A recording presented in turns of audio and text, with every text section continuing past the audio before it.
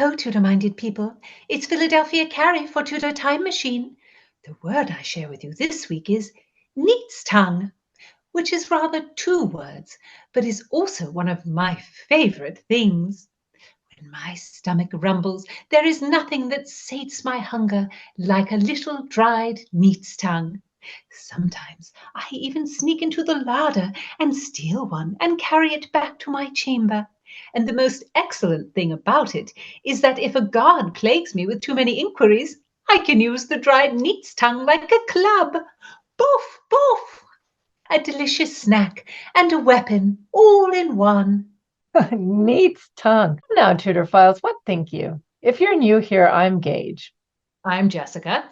And we're here with Philadelphia Carrie for Tudor Word of the Week. Don't miss a word and listen to the Tudor Time Machine Story Project. Jessica reads a chapter of Time's Riddle, and then my dear friends discuss the history behind the mystery. How diverting! So subscribe on YouTube and give me a like. Thank you so much for listening. Tudor Files are just an amazing bunch. Every one of you has the wit of Rosalind and the heart of Cordelia. Philadelphia, can you give us the spelling of neat's tongue, our word of the week? It is spelled Neats.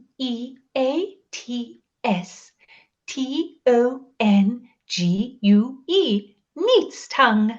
Neat's tongue is simply a cow's tongue. Neat in this context is actually just another word for cattle or cow. This is the word neat as a noun, and this way of using it is actually from Middle English.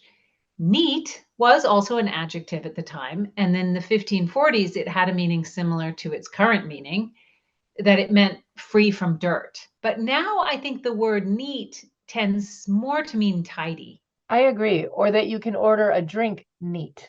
But the neat, as reference to a cow, appears in many Elizabethan plays, probably most famously in Henry IV, Part 1 by Shakespeare. When Hal and Falstaff are insulting each other, and Hal calls Falstaff a huge bombard, a sack and stuffed cloak bag of guts. But then Falstaff responds, Oh, indeed. Falstaff counters, you starveling, you eel-skin, you dried neat's tongue, you bull's pizzle, you stockfish. Oh, for breath to utter what is like thee, you tailor's yard, you sheath, you bowcase, you bile standing tuck. Falstaff's insult is well done. He says that Hal is too thin, too dried up. It is so well said. Could not Shakespeare write the most beautiful of insults? What is your favourite, my dear Gage? well, I do love Benedict and Beatrice. I love it when Beatrice says, I wonder that you will still be talking, Signor Benedict. Nobody marks you. What, my dear Lady Disdain, are you yet living?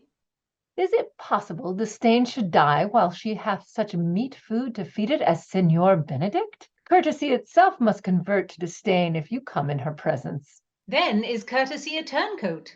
But it is certain I am loved of all ladies, only you excepted. And I would I could find in my heart that I had not a hard heart, for truly I love none. A dear happiness to women. They would else have been troubled with a pernicious suitor. I thank God in my cold blood I am of your humor for that. I had rather hear my dog bark at a crow than a man swear he loves me. I have to say, I think Shakespeare is really soaring in that exchange. And those are the best kind of insults. The I'm attracted to you, so I must insult you insult. Those are in so many romantic comedies. But I have to say, my favorite insulter is still Falstaff.